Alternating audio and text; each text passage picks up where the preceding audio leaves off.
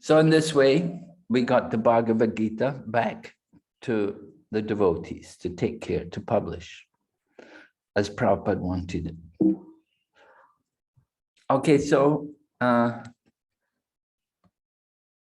question. What aspects of Prabhupada's mood and mission are revealed in the preface? I was asked yesterday about what you could look over in preparation for the class today. And I mentioned that you could read the preface. So if you haven't already read the preface, then please read it. Please read through it quickly and see if you can pick out some points from the preface which bring out Prabhupada's mood and mission.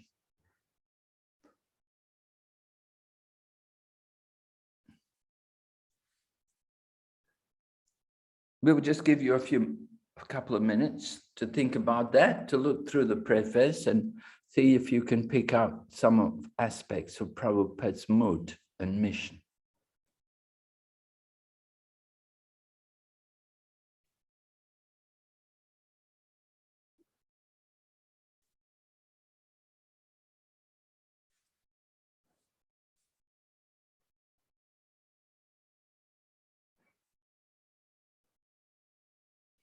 Some aspects will be his mission and some will be his mood.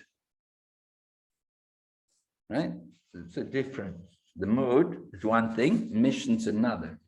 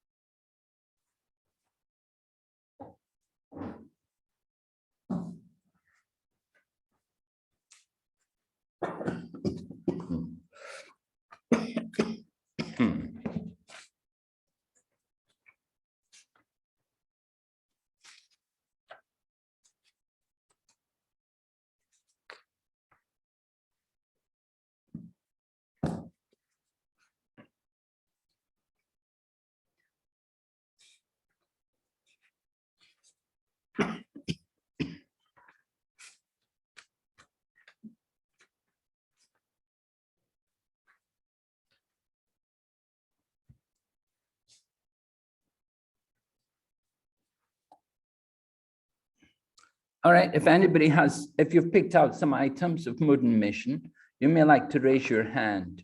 You know, there's an icon there. You can raise your hand so that I can see who would like to contribute to this.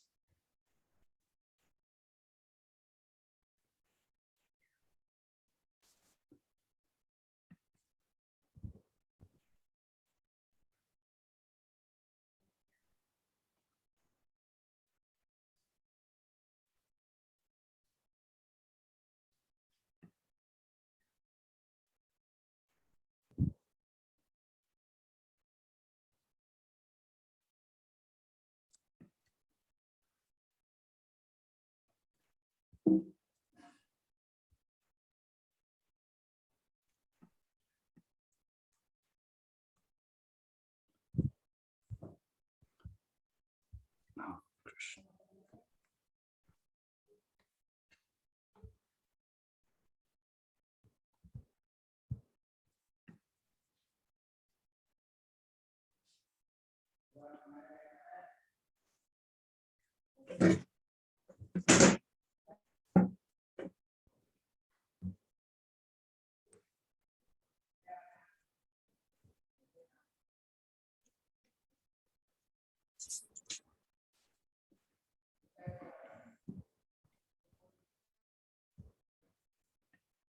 Okay, do we have any hands up? Anybody? Yes, Maharaj. Yes, Prabhu? Maharaj, Myself, MC Vishwas. So I felt that Prabhupada was writing this Bhagavad Gita as it is, and he's not claiming anything. He's telling that I am just writing unadulterated version of what Krishna was trying to teach us. Well, I want Without the quote from the preface. I want to know where you're taking it from. I want the exact words from Prabhupada's preface. if I have any credit in this connection, it does not belong to me personally. Okay. Yes, very good. So what is that? Is that mood or mission? This is the mood. Right. Yes. How did Prabhupada go on? He said it does not belong. If I personally have any credit in this matter, it is only that I have tried to present Bhagavad Gita as it is without any adulteration. Okay. Yes. Good. This is Prabhupada's mood. That's one point. That's Prabhupada's mood. And you could also say the mission is there in that end of the sentence. To present the Bhagavad Gita without any adulteration. That is like Prabhupada's mission.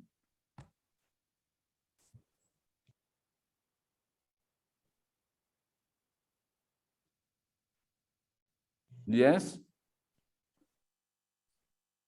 Someone else? Some other points? Hare Krishna Maharaj. Hare Krishna. Yeah.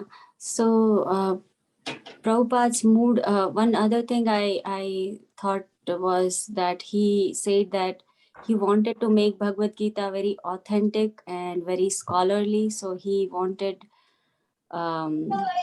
proper Sanskrit verses also to be included, word to word translation, so that it is, it is maybe for the years to come. That's what I understood, that it can be used as a reference in different universities, etc. Yes. Yeah. About the mission, I think he's saying that one has to be devotee of Krishna to understand Bhagavad Gita, and the goal is after reading Bhagavad Gita that the sense gratification that a person does, it is never going to give him the satisfaction. The actual position or actual true identity of the soul is to be servant of Krishna and to serve Krishna. So when he serves Krishna, he feels true satisfaction, because that is his true position and true identity. So where is this? Where are you reading from? It's the last paragraph of the preface, Maharaj. The last paragraph of the preface. Yeah. Yeah. Yes. How did it go? What did it say again? Okay, I will read.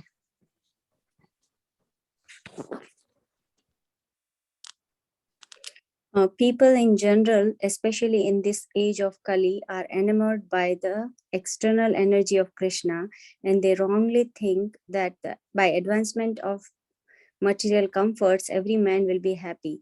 They have no knowledge that the material or external nature is very strong.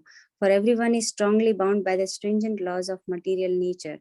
A living entity is happily the part and parcel of the Lord, and thus his natural function is to render immediate service to the Lord. By the spell of illusion, one tries to be happy by serving his personal sense gratification. Okay, but is there a particular section which you were feeling is very relevant to Prabhupada's mood and mission? You just think the whole paragraph, is it? Yeah, so I mean the true position or true function of a living entity is to serve God. So if that goal is achieved by reading Bhagavad Gita, then that is the true success. That's his goal, I think. That's what I, not any other interpretation which are, Yeah, I wanted the exact phrase, the exact sentence. Okay, I'll try.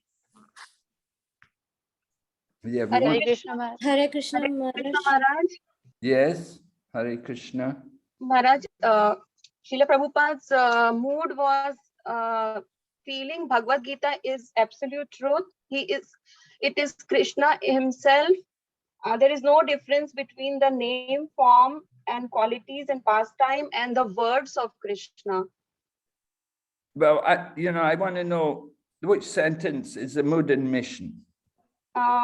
This is mood. Like the inner spirit that Krishna is absolute. I'm reading from the second page. Absolute, and there is no difference between Krishna's name, form, qualities, pastime. The absolute position of Krishna is difficult to understand by any person who is not devotee. So Prabhupada's mood was to understand Bhagavad Gita as Krishna himself. Okay, so Prabhupada's mood. You say Prabhupada's mood.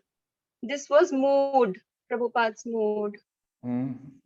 And the mission, like if one is devotee of Krishna, the line continues.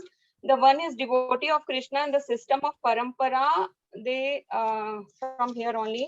Any person who is not devotee of the Krishna. So mission is that those who are devotee of Krishna, they can understand Bhagavad Gita easily, and to make devotees of Krishna worldwide by spreading Krishna's message. Okay. So that everyone will be knowing about Bhagavad Gita by becoming devotee of Lord Shri Krishna. Yes, definitely. Prabhupada wanted everyone to become devotee. And Yes. certainly from Bhagavad. was- So which particular sentence did you feel was appropriate? It is there in 1, 2, 3, third paragraph. If personally from here, not this is the paragraph, and when we come down, Krishna is absolute. There is no difference between Krishna's name, form, Krishna's quality, Krishna's pastime, etc. And like Bhagavad Gita is Krishna himself, because these are the words spoken by Krishna himself. This I am adding by my own, but the person who is a devotee can understand this easily in disciplic succession. So Bhagavad Gita is has to be accepted as, like, we should make more devotees. By his mission was to make more devotees. Yeah, but we don't see that actually stated here. Do you find the quote there where Prabhupada said we want to make more devotees? It's not directly there, Maharaj. No, I was looking for direct quotes, you know. Maharaj, Hare Krishna. Krishna Maharaj. Yes. Hare Krishna. Yeah, Maharaj, in the last of the preface, the last sentence, that we hope therefore the people will derive the greatest benefit by studying Bhagavad Gita as this, as we are presented here, and if even one becomes pure devotee of the Lord, we shall consider our attempt a success. In Oh, this, yes. Yes, Maharaj. If even Yeah. one person becomes a devotee. devotee of the Lord. In this, I see two things, Maharaj. One is detachable mood, means like even though he's doing such a great service, but still Prabhupada is not looking for the fame or anything, and but still he is enthusiastic enough to make at least one devotee, one pure devotee of Lord. Okay. Thank Very you, Maharaj. good. Yes, that's a good point. So is that Hare mission Krishna. or is that mood? This is mission, Maharaj. Yeah, mission. Yeah, make one devotee. Yeah. Hare Okay. Krishna Mission is to Maharaj. make one devotee, and mood is a detachment. Okay. Yes, mood is detachment. Hare Hare Krishna Krishna Maharaj. Maharaj, Dandavat Pranams. Understanding of Bhagavad Gita is really profitable and authorized for the welfare of human society in fulfilling the mission of life.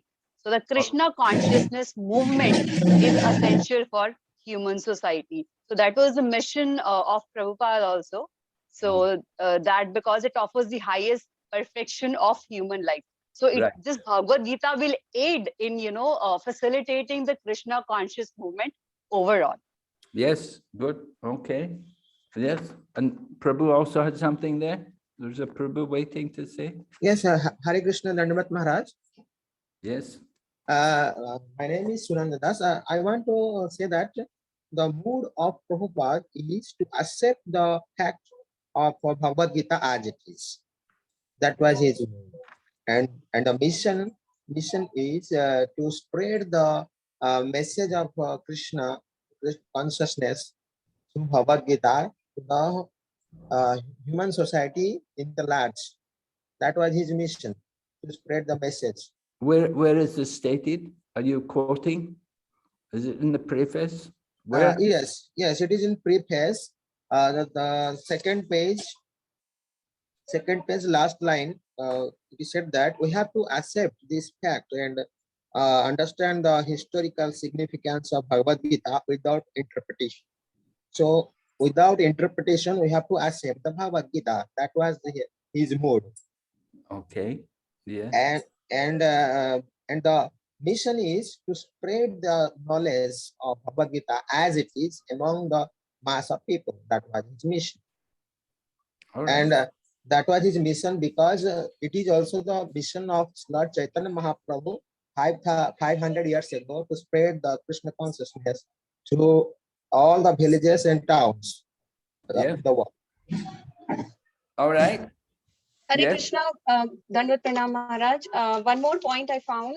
Yes. On the third page, everyone should, this is a mission, everyone should know how God or Krishna is great, and everyone should know the factual position of the living entity. Everyone should know that the living entity is eternally servant, and unless it serves Krishna, one has to serve illusion in different varieties of three modes of material nature. So everyone should know who is God. Yes. Very That good. is his position. All right. So we can see here from Prabhupada's preface how much Prabhupada was very concerned to present the Bhagavad Gita and what was Prabhupada's actual mood and mission and how much it was supported by publishing books like Bhagavad Gita and distributing them in languages all over the world. It was really Prabhupada's mood and mission to let everyone know the teachings of Lord Krishna and give everyone a chance to understand something about the Bhagavad Gita and the position of Lord Krishna. This is all there, just in the preface of the Bhagavad Gita. All right, so we're going to go ahead here. We want to look more. Here's some quote here. Maharaj, Yes. here Prabhupada says in the second page of the last verse, paragraph, our only purpose is to present this Bhagavad Gita as it is in order to guide the conditioned student to the same purpose for which Krishna descends on this planet once in a day of Brahma. Yes, very good. This is just what we have on our slides here. We picked out the same point here. We presented just as you've read. Very nice. Yeah. And it continues. You can read. So this purpose is stated in Bhagavad Gita and we have to accept it as it is. Otherwise, there is no point in trying to understand the Bhagavad Gita and its speaker, Lord Krishna. Lord Krishna first spoke Bhagavad Gita to the sun god and some hundreds of millions of years ago. We have to accept this fact and thus understand the historical significance of Bhagavad Gita without misinterpretation on the authority of Krishna. All right. Can you read what's on the screen? Can you see the slide? Yes, Maharaj. Yes, Maharaj. That someone can read it for me? Instead of satisfying his own personal material senses, he has to satisfy the senses of the Lord. That is the highest perfection of life. The Lord wants this and he demands it. One has to understand this central point of Bhagavad Gita. Our Krishna consciousness movement is teaching the whole world this central point. To help students understand and appreciate the mood and mission of Srila Prabhupada and to perpetuate that understanding within the ISKCON society. Right. In the course of our Bhakti Sastri, you'll often be coming across topics highlighting Prabhupada's mood and mission. So here you can see the purpose of this under appreciating Prabhupada's mood and mission. It's very important for us as members of ISKCON. We want to remember Prabhupada as the founder Acharya and the prominent, the preeminent Shiksha Guru for all the devotees in ISKCON for all time to come. And so it's very important for us to understand Prabhupada's mood and mission so that we can continue to perpetuate that understanding, to keep that understanding within our ISKCON society. Okay.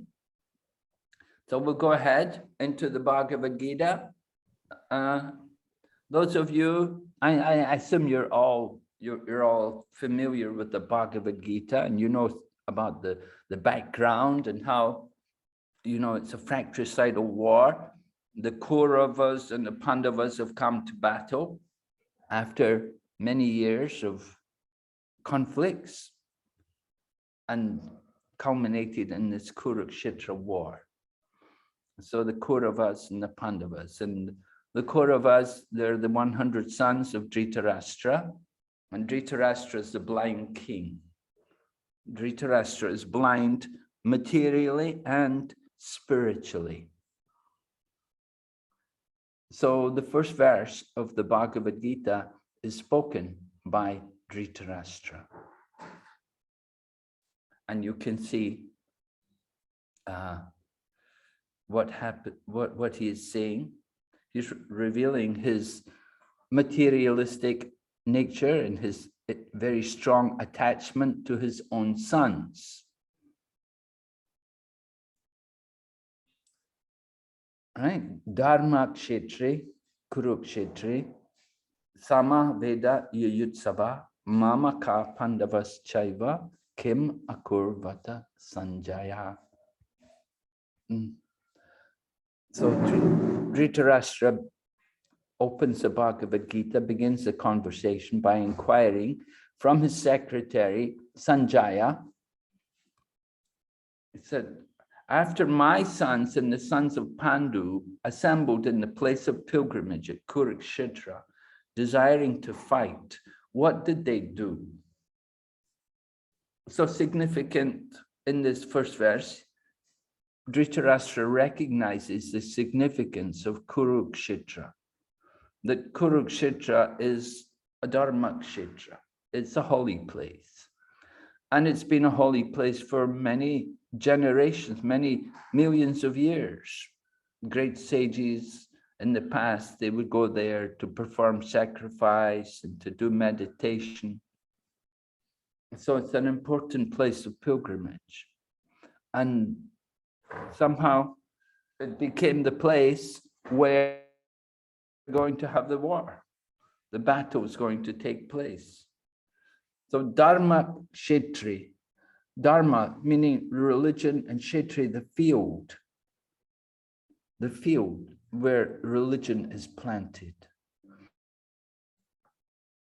So they've come to this place not to perform sacrifice, not to do worship, but to do battle. So this is the unusual thing, that they've come to this holy place to do battle, to settle their conflict, which has been there for many years.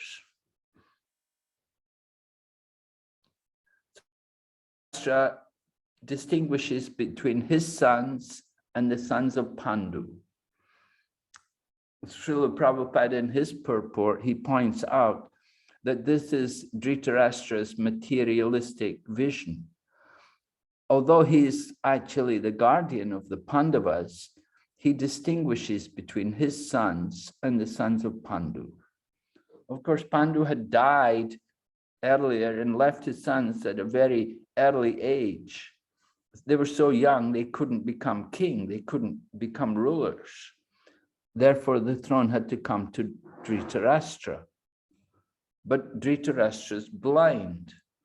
And as soon as the Pandavas grow up, then they want to have some land, they want to have some power, they want to have something to rule, because they are Kshatriyas.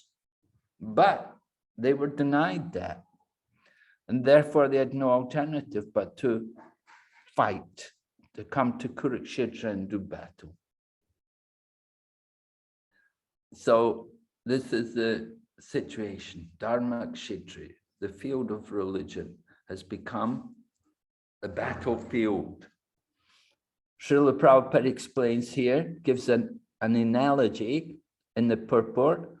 As in the paddy field, plants are taken out. In the religious field of Kurukshetra, unwanted plants like Dhritarashtra's son, Duryodhana, and others would be wiped out. So anybody who does any farming, you'll know, you grow rice, you have to go around the field and pick out necessary plants.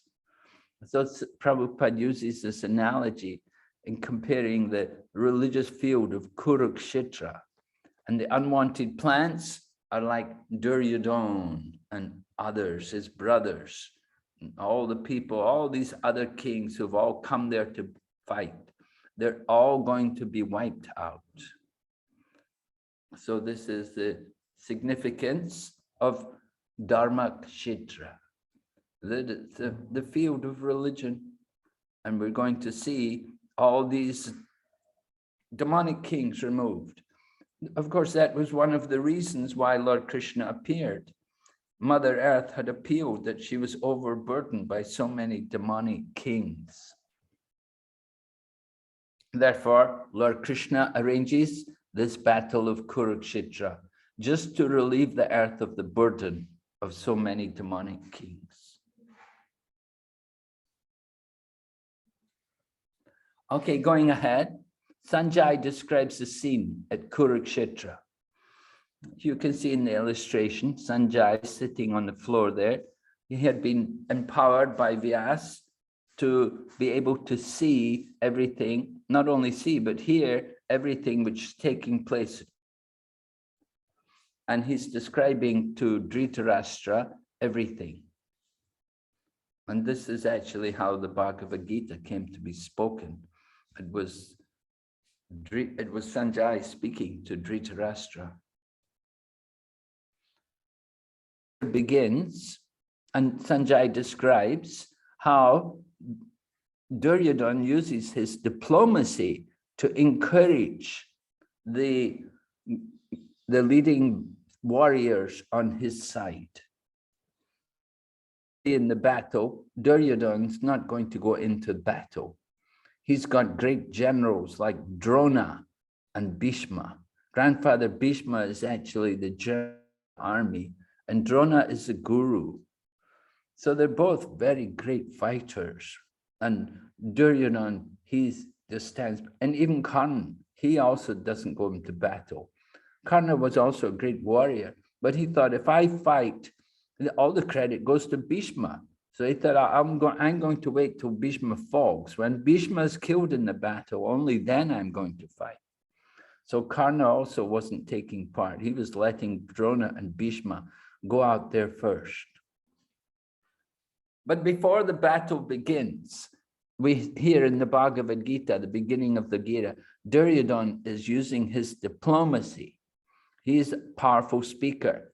Just like, you know, if you have a team, if you ever take part in some kind of contest, you know, maybe you're part of a team, maybe it's volleyball or football or hockey, whatever, cricket, but you have a coach, and the coach is there to speak, and he's got to encourage all the people in his team. He's got to encourage them, and at the same time, he will want to warn them about the dangers, what to look out for. And this is what Duryodhana is going to do. So we hear in the beginning of the Bhagavad Gita, we can see here from text number 3 up to text number 11, we're going to hear about Duryodhana's diplomacy and how he is enticing these warriors to go out there and fight, to really give their best to fight for the Kurus and to defeat the Pandavas. So some interesting points come out in the course of Duryodhana's diplomacy. Stated here, Drupada putrena tava shishyena dimata. Prabhupada explains here. Dronacharya knew that Draupad Maharaj has got his son. In future, he would kill. Still, when he was offered to become his disciple, to learn military art, he accepted. Yes. That means Brahmanas were so liberal. When he is coming as my disciple, never mind. He would kill me in future, doesn't matter, but I must give him teaching. This is a very interesting point, which comes out in the beginning stages here in the Bhagavad Gita. The liberal nature of a Brahmana like Dronacharya. Dronacharya is a Brahmana, but he'd become the teacher, he'd become the military guru, and he's obliged to take the side of the Kauravas and to fight against the Pandavas. Although Drona had been the guru of the Pandavas, but still he was obliged to take the side of the Kauravas. And so it happened that Arjuna and Drupada Maharaj were enemies. Although previously they had been friends, somehow there was a breach in their friendship. Drupada changed. Initially, Drona and Drupada were together in the Gurukula and studied. And Drupada as a Kshatriya, he felt very kind to Drona, and he told Drona, he said, you know, after we graduate from Gurukula, if you need any help, you can come and see me, I'll help you. So it happened that Dronacharya was very poor, and he had a son. Right? Who knows the name of Dronacharya's son? Drishtadumna. Drishtadumna, yeah. Ashwathama, Dronacharya's son. Ashwathama. Ashwathama. Drupada's son is Drishtadumna. Ashwathama is Drona's son. Son of Drona, yeah. Dristajumna is the son of? Dristajumna is the son of? Drupad. Drupad, yes, right. So Drupad Maharaj has got his son, right? Dristajumna was born from the fire. Dristajumna was born along with who? Draupadi. Draupadi. Right. They two that came from the fire, right? So Dristajumna, he's born, and he was born with the idea that he would kill, he's going to kill who? Dronacharya. Dronacharya, right. And here you see Dronacharya is a teacher, and this boy Dristajumna comes and he wants to be the student. So Drona knows that this boy is born to kill me. So just imagine if we were in that position. Someone who's going to kill you, and he comes and he wants to be your student. But Drona said, yes, he said, yeah, he wants to be, why not? I should give him teaching. He wants to be taught. Even he's going to kill me in the future, doesn't matter. I must teach him. It's my duty as a Brahmana. We have to teach. So Prabhupada said, this is the liberal nature of the Brahmana. And Drona shows that liberal nature. And he accepted Drishtajumna as his son, as a student, and he taught him the military arts. All right, so that's one point which comes out there in the verse. Drupada Putrena, the son of Drupada, Shishyena Dimata, becomes a student. So this is Duryodhan's speaking here, and he's speaking about these different facts. He wants, why is Duryodhan speaking about that? What's Duryodhan's purpose in bringing this up to the attention of all of his soldiers?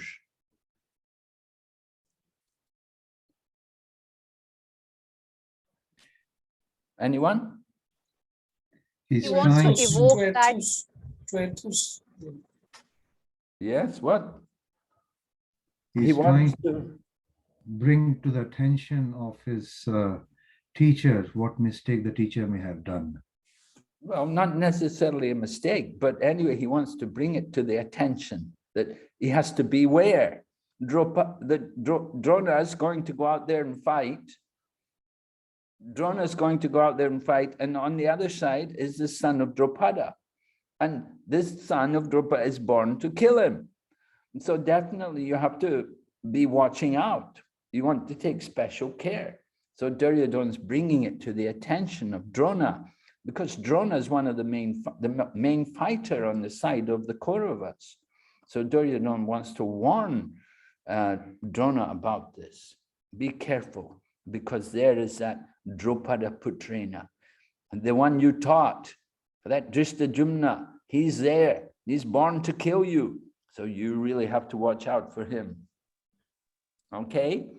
And then text 4, we have Arjuna mentioned, Duryodhan's mentioning about the other side, about the side of the Pandavas, and he talks about the great warriors who are on their side.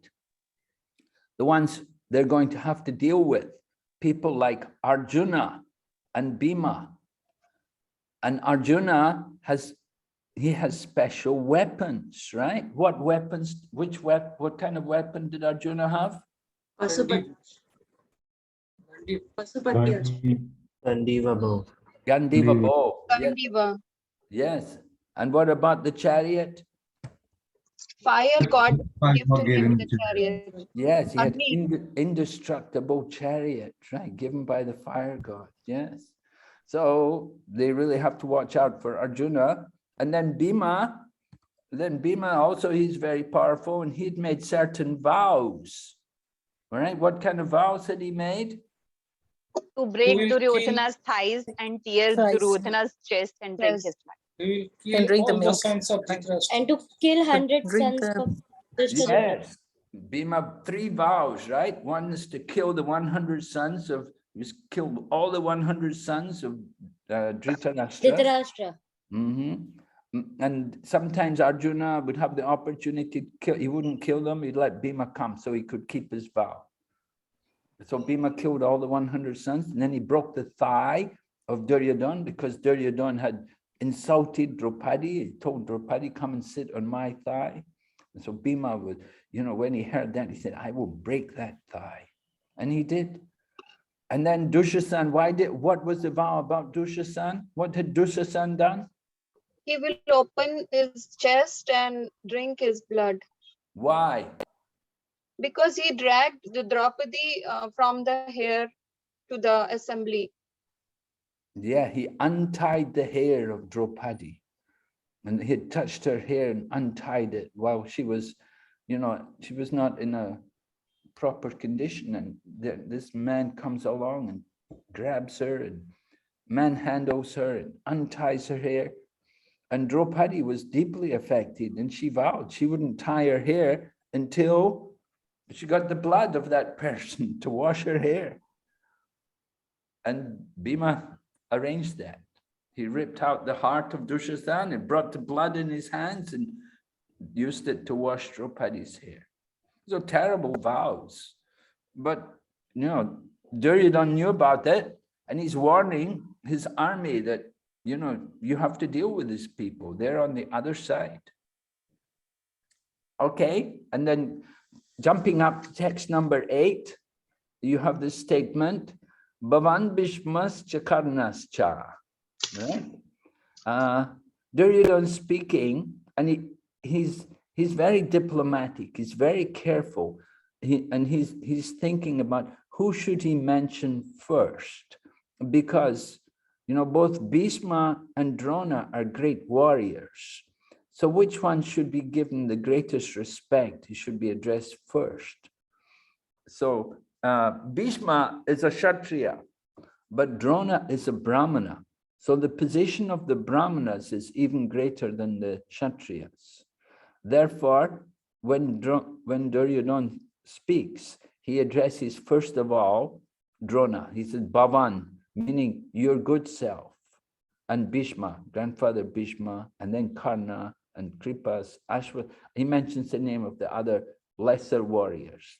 But first he mentions Drona is a Brahmin.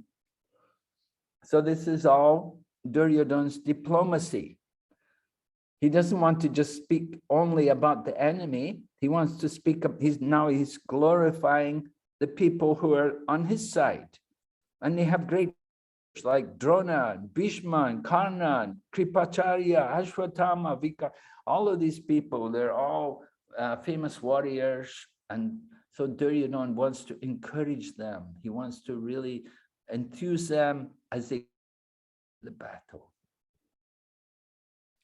Srila Prabhupada explains, because sometimes when people first read the Bhagavad Gita, they feel that, oh, names of these different warriors. Not so much in India, it's not so much for people from the Hindu culture, but when we translate the book to other languages, then it's difficult for people, all of these names. They're not so familiar.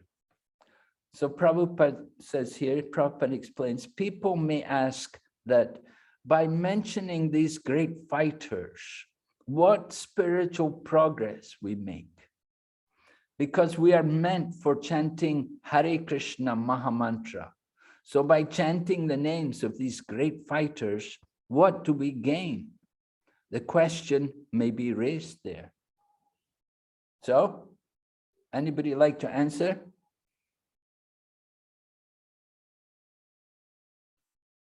Hare Krishna Prabhuji, Maharaj. Yes, go ahead, Maharaji. Maharaj, by taking the names of the characters in Mahabharata like Bhishma, Pitama, and Dronacharya, they are the great devotee. Maybe somewhere we may get purification. Yeah, yes. It's all in relation to Krishna, right? Yes, we'll get purification because these are all people who are engaged in fighting. They're associates of Krishna. Srila Prabhupada explains here, this is Prabhupada's lecture from the first chapter, text number 4. Prabhupada said, but the thing is that, and then Prabhupada quotes, Nirbandha Krishna Sambandhe. Whenever there is connection with Krishna, that also becomes Krishna. So Krishna Sambandhe, that has connection with Krishna. So these warriors' name mentioning, we should not neglect. Krishna wanted to gather all the demonic power in that battlefield of Kurukshetra and kill them. That was his plan.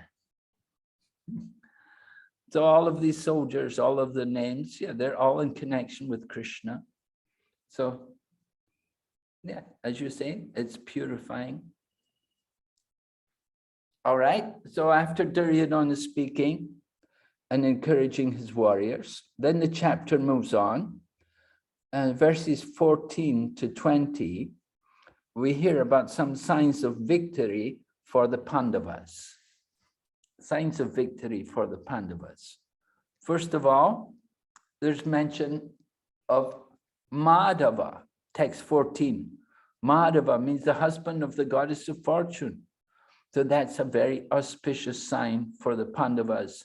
Lord Krishna is present there on the chariot of Arjuna.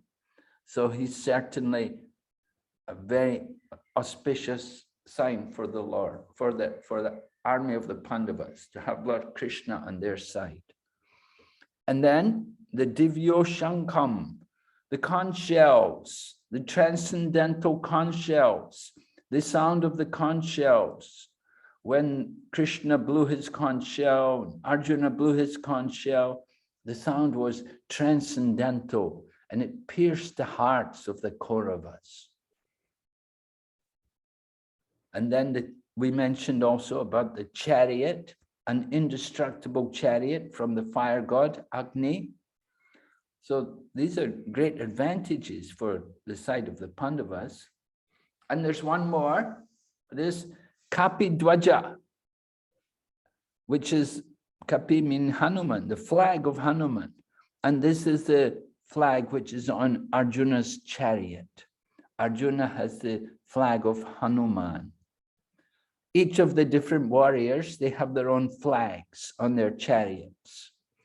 Just like different cars have their different emblems, you know, you see what someone drives a Mercedes, you can see the sign for the Mercedes. Someone's driving a Ford, someone's driving a Renault. Each of the cars, they have their different insignias. So the different Kshatriyas, they also were recognized by their different flags. And in the case of Arjuna, flag is this Kapi Dwaja. So it's also a sign of victory. Here you can see the 4 different signs which are encouraging for the Pandavas.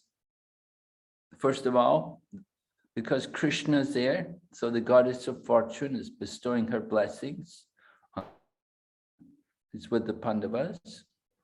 And then you have the transcendental conch shells, the indestructible chariot, and the flag of Hanuman. Prabhupada explains, this is Vaishnavism. So in the fighting principle, Arjuna is fighting for Krishna. He is following the previous Acharya, Hanumanji. Therefore, he has depicted his flag with Hanuman. That Hanumanji, Bajrang Bali, kindly help me. This is Vaishnavism. I have come here to fight for Lord Krishna. You fought also for the Lord. Kindly help me. This is the idea. This is the idea, Kapi Dwaja. Right? Prabhupada is paraphrasing Arjuna's mood, that Arjuna has come to Kurukshetra to fight for Lord Krishna. And so he prays to Hanuman that previously you fought also for the Lord. Hanuman, of course, fought for Lord Rama. And so he prays, kindly help me. Prabhupada said, this is the idea, to pray. He said, any activities of the Vaishnavas, they should always pray to the previous Acharya. Kindly help me, kindly. This is Vaishnava, always thinking himself helpless, and begging help from the previous Acharya. Right? Do you do like that? Are you praying to the previous Acharyas? Please help me. Maybe when we go out for Sankirtan, when we go out, maybe sometimes you go for you have to go for an interview for a job, or sometimes you're taking an exam or something. You may pray, kindly help me. And so Prabhupada said, Vaishnava is thinking himself helpless. We want help. And the help should be, of course, for the service of Krishna. So this is Vaishnavism, to be humble and to be dependent on the mercy of the previous Acharyas. Hare Krishna Maharaj. Yes? Can I ask a question or should I wait till?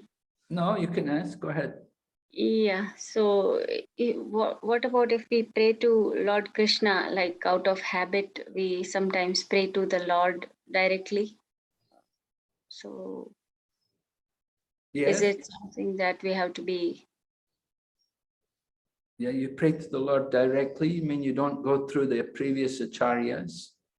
No, I mean, we do the prayers to the acharyas, but sometimes when we are in a situation out of habit, you directly pray to the Lord for help. Say, even for preaching, sometimes you pray to the Lord to be with you. So is it good, or is it, something to be corrected, or what should be our mood? Well, definitely, we should remember the spiritual master, and we want to approach Krishna. We want to go through the acharyas. We shouldn't just try to go directly to Krishna. It's certainly better if we go through the spiritual teacher and through the previous acharyas. Because Okay. then when you go through the previous acharyas, then you're more likely to be able to approach Krishna. If we go directly to Krishna, we may be lucky, we may not. But if you go through Krishna's great devotees, then it's more likely that Krishna will take heed, he will take notice. So it's certainly better if we do remember our connection with the spiritual teacher, and because the spiritual teacher is more merciful than Krishna. We find that Krishna rarely gives mercy, but the spiritual teachers, the acharyas, they're more merciful than Krishna. So you go through them, it's definitely an advantage. And also Krishna loves them more probably than he loves you because of your impure situation yet. So What was that? So probably Krishna also loves them more because they are pure devotees. Yes, well, of course, that's a fact that they have the connection with Krishna. They're the pure devotees, right? They have already established their connection with Lord Krishna. So we go with their recommendation, then Krishna will take notice. Okay. Thank you, Maharaj. So that Prabhupada said that's why the people in Vrindavan, they will all pray to Srimati Radharani.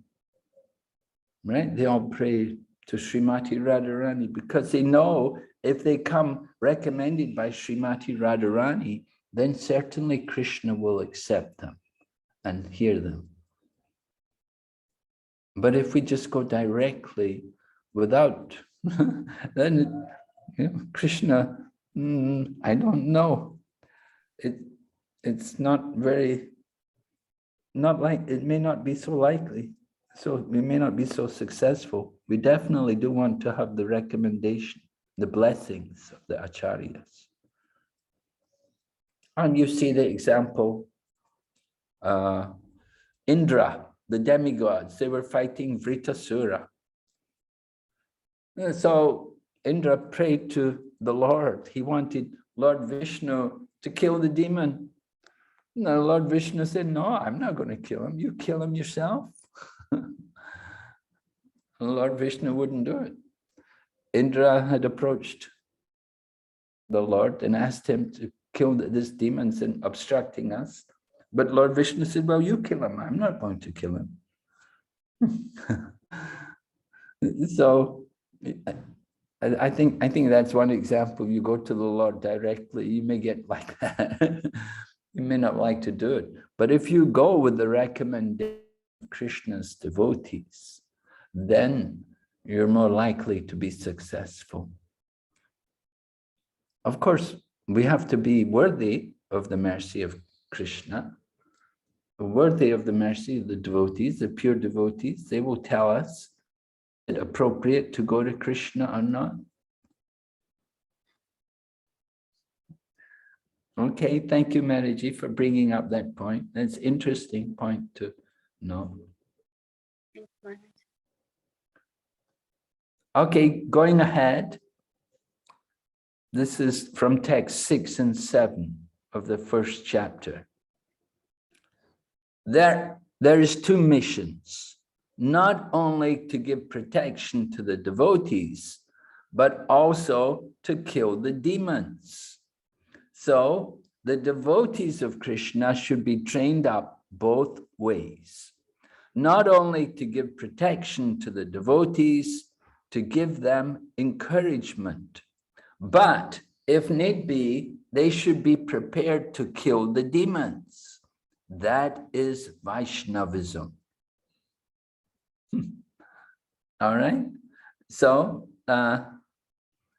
we have a little exercise for you. We want to put you all, make some groups. How many people do we have in the group, in the class today? 39, Maharaj. How many? 39. 39. Yeah. Okay, so we can have like 10 groups, maybe 4 people in a group, something like that. Or should we have 5 people in a group? Then it will be 8 groups, right? Yeah, maybe 5. Anyway, we want you to put you into groups, and you can try to figure out this together. Consider ways this quote may be misused. And we'd like to hear 2 or 3 ways in which it may be misused. Just one. So the quote, remember, here's the quote. The quote was, the devotees trained up both ways, not only to give protection to the devotees, to give them encouragement, but if need be, they should be prepared to kill the demons. That is Vaishnavism. So how could this quote? And then what would be the consequences of such misuse? And discuss what is Prabhupada's real point here. All right.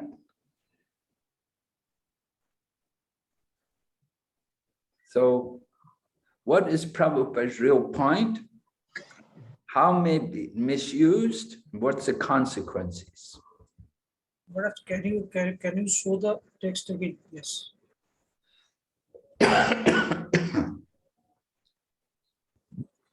So is somebody there to make groups?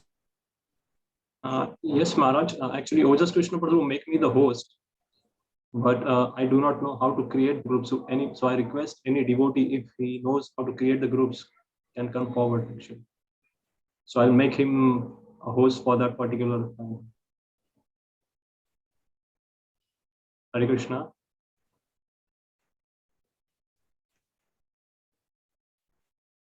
Is any devotee knows how to create the groups on Zoom meeting?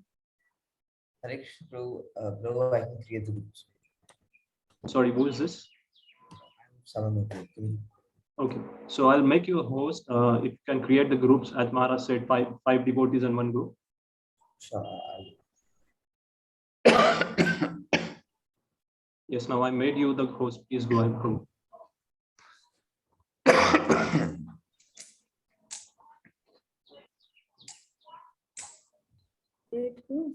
Maharaj, can you please give us the questions slide so that we can write it down?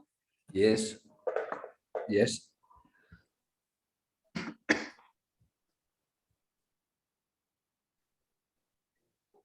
Prabhu, should I open the groups? Sorry, Prabhu, what? I made the group. Should I open the breakout room? So that Maharaj, can we go ahead and distribute the devotees into the groups? Yes. Okay. Yeah, Prabhu, go ahead.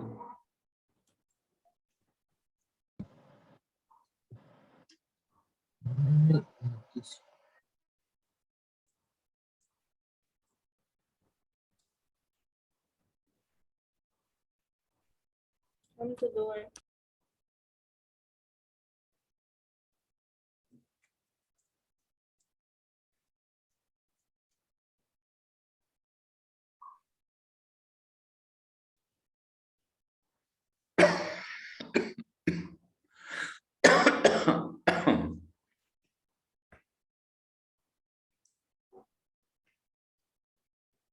Hare Krishna, Saman Vai Prabhu. Yes, Hare Krishna Prabhu. Yeah, so yeah, we can discuss. We can discuss over here. So yeah, actually, Prabhupada, the Prabhupada quote was devotee should protect and yeah, give protection to the devotees, to give them encouragement, but if need be, they should be prepared to kill the demons. That is Vaishnavism. Prabhu, I think when Prabhupada saying kill the demons, I mean like kill the demon inside us and focus our lives on Krishna consciousness. Yeah, but how you will explain, protection to the devotees?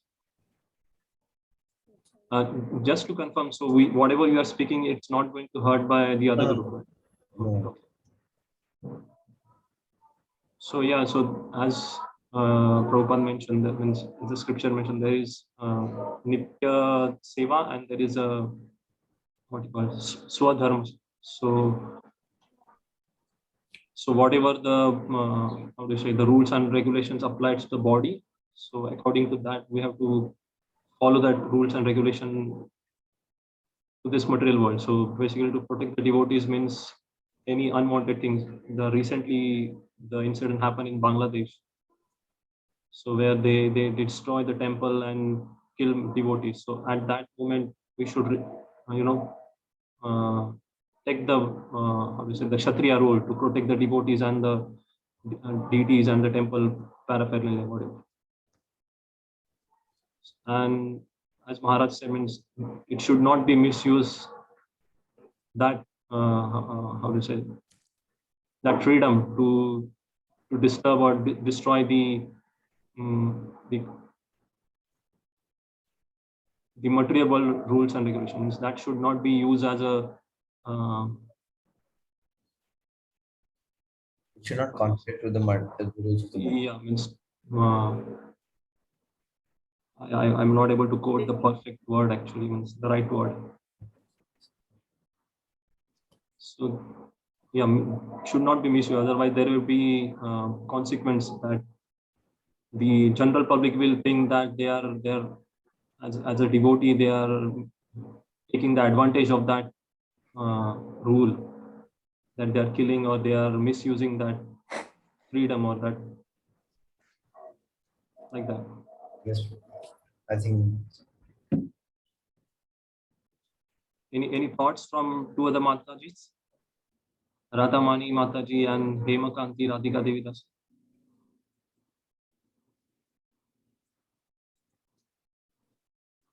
Mataji, please unmute yourself. I was thinking of this quote, this particular statement. They should be prepared to kill the demons. Kill the demons in this Kali Yuga. You can't kill the demons, but we have to use some other word, proper word. Yeah. Maybe something. It's not coming in my mind. It's coming, but it's not coming. What? Like prepared to kill the demons. You can't kill the demons. Everyone is demon. Chaitanya Mahaprabhu says that, and Nityananda Prabhu says that, if you want to kill the demons in this Kali Yuga, so we have to, the world will be empty. Yeah. Like everything, everyone is like a demon. We all are like small or big. So kill the demons. So that, yeah, as you were talking about the protest in Bangladesh. So I would say killing in the sense, we should make sure that they should not harm the devotee or the temple or the deities.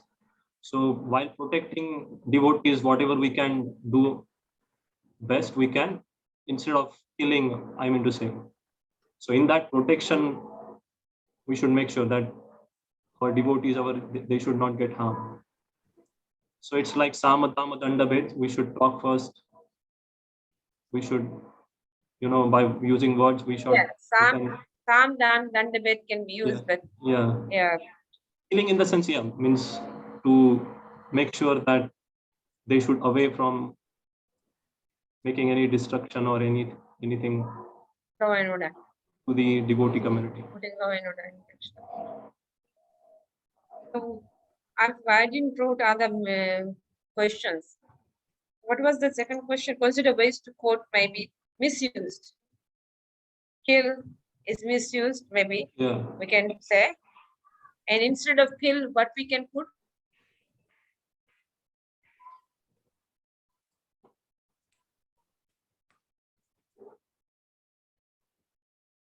Give enlightenment, give them enlightenment, encouragement, we can put, or give them enlightenment in the spiritual ways. First, we can do that. What is the second question, Prabhuji? Anyone? Yeah, here it is. Maharaj is showing The consequences of such misuse, and select your group. Discuss about the real point here. Such. Yeah, I think real point is that devotee should be how do you say, tough enough to deal any situation, whether it is mentally, physically, individually, or the whole as a ISKCON family.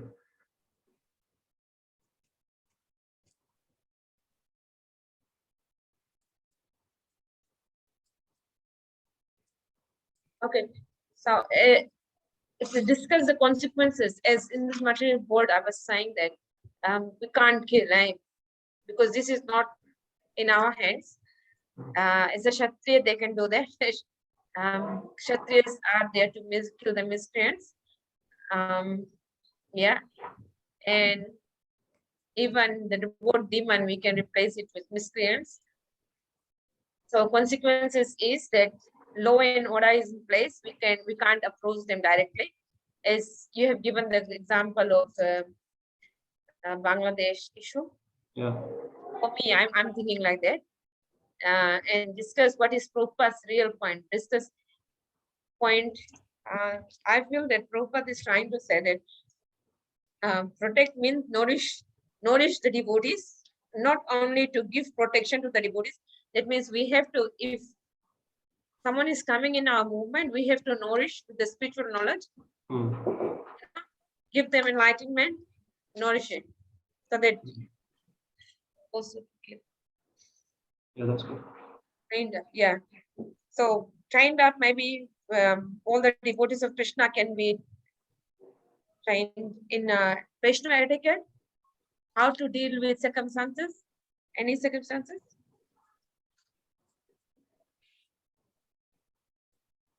What do you think? Would anyone can say? I think. So establish Vaishnava etiquette. Maybe real point Prabhupada is saying that, yeah. Because in any circumstances, we should not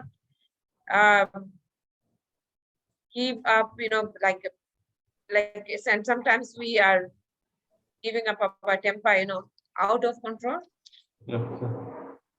So when even the Prabhupada says that demons, people don't like that. Demons, that any non-devotees are demons now. So Yes. So everyone behind back. Yeah. Should we dissolve the group now? Sorry? Would you like to say, Prabhuji? Would you like to take a lead? Yeah. Someone may Prabhu, should we close all the groups? Can you put that? Yeah, I'll close what we're going to say? I'll close all the groups. Yeah, thank you. Yeah, what may be misused. People may say that we are not very sensible in our dealing, like using words like demon, kill, all these things. Yeah, Mataji, I think it's time to close the group and let them so we will. Yeah. Yes, Prabhu, please close the group. Someone may Prabhu. It's closed. No, anyone has to say anything? So Mataji, we will say it directly to the Maharaj. You will say? Yeah. Okay, Prabhu. Thank you, Mataji. So,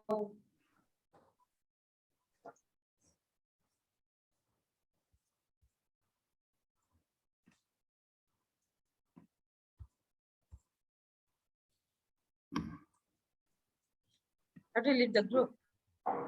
Everyone's back? We are not. Not yet, Maharaj. Someone by Prabhu? No, people, they're just coming. Okay. Now others should be back. Okay, so you are our representative. So how to go out of the group? Yes, Maharaj. I think everybody is back now. All right.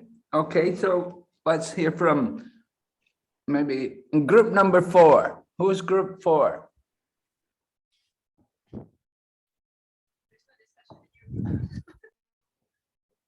We don't remember the group number.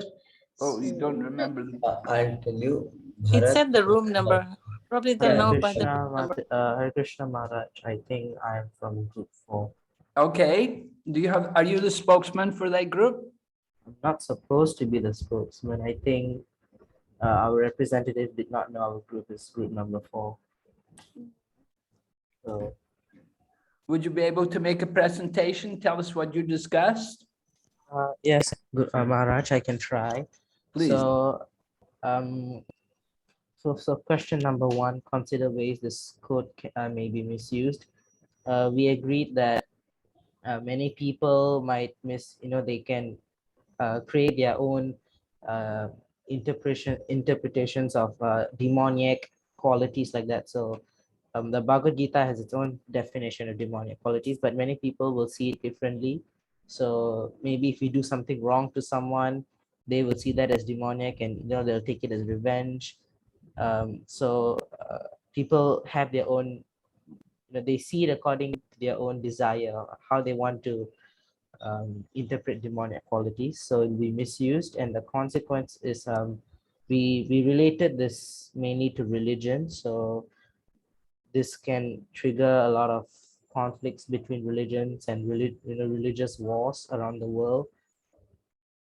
So an example also will be like how we were the incident in Bangladesh where the Muslims, they attacked all the Hindus because the Hindus had they thought the Hindus had offended them and all, so they lashed out at the Hindus.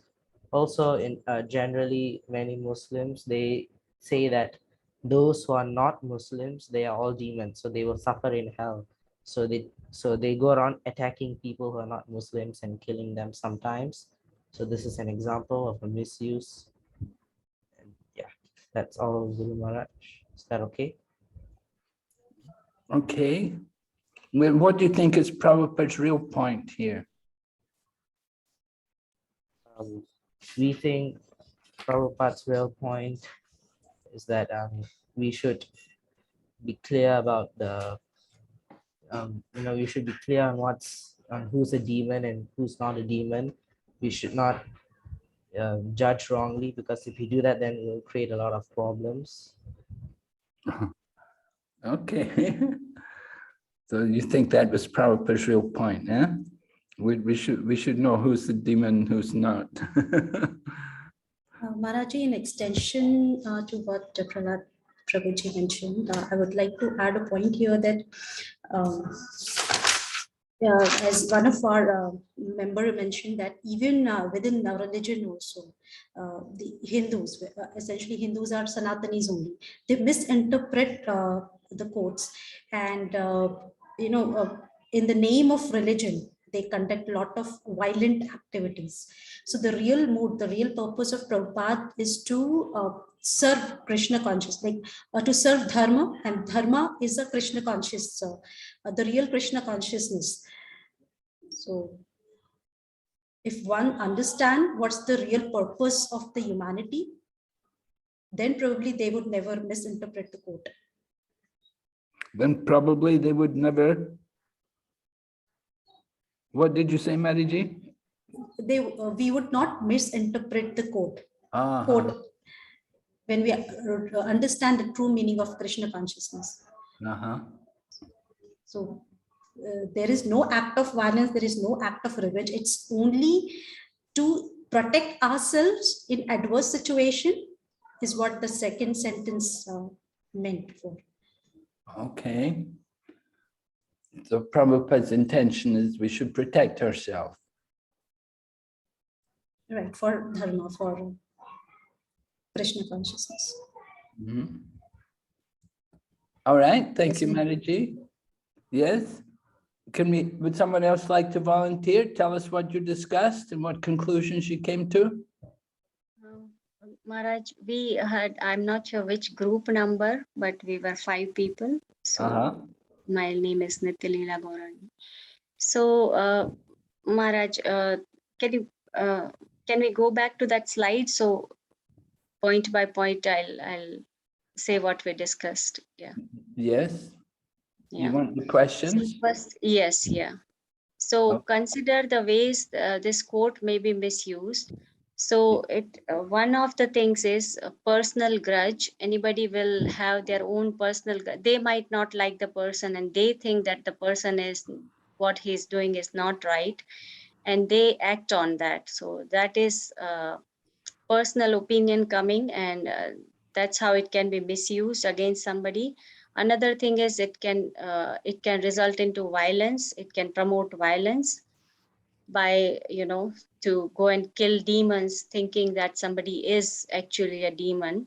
So these are the ways it can be misused. Second is discuss the consequences of such misuses. So it creates hatred, it creates violence, it creates it results into havoc, and you yourself being practicing adharma instead of dharma by thinking that what you're doing is right or what you're doing is against the demons, then you might be following adharma by doing that. Best example, something followed by Vaishnavas, we were discussing that one was Dhruv Maharaj. Somebody brought up that Dhruv Maharaj, when he grew up, his brother was killed by one of the yakshas, some of the yakshas, and then he wanted to kill whole yaksha race. So he goes and fights them and starts killing them all. So then he stopped by spiritual master that this is not correct. So he tries to kill all of them because his brother was killed. Another example was given as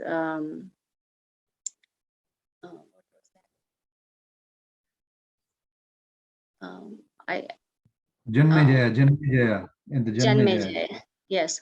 So Parikshit Maharaj was cursed to be killed by a snake bird. So then Janmejaya, his son, does a fire sacrifice to kill all the snakes in the world because he is angry. So, but it was supposed to happen that way. It was God's plan. So sometimes, so his anger, then he was also stopped not to do that because he was angry to finish all the snake race from the earth. So, and what is Prabhupada's real point is,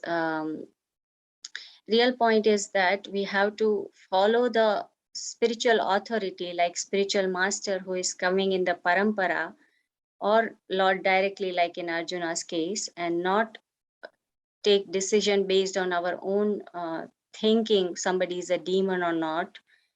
And another point is that a devotee should be courageous and fearless. He should be ready to execute the orders of the Lord and spiritual master. And third, which we were short of time, third is that we should not bring in our emotions or our own personal feelings.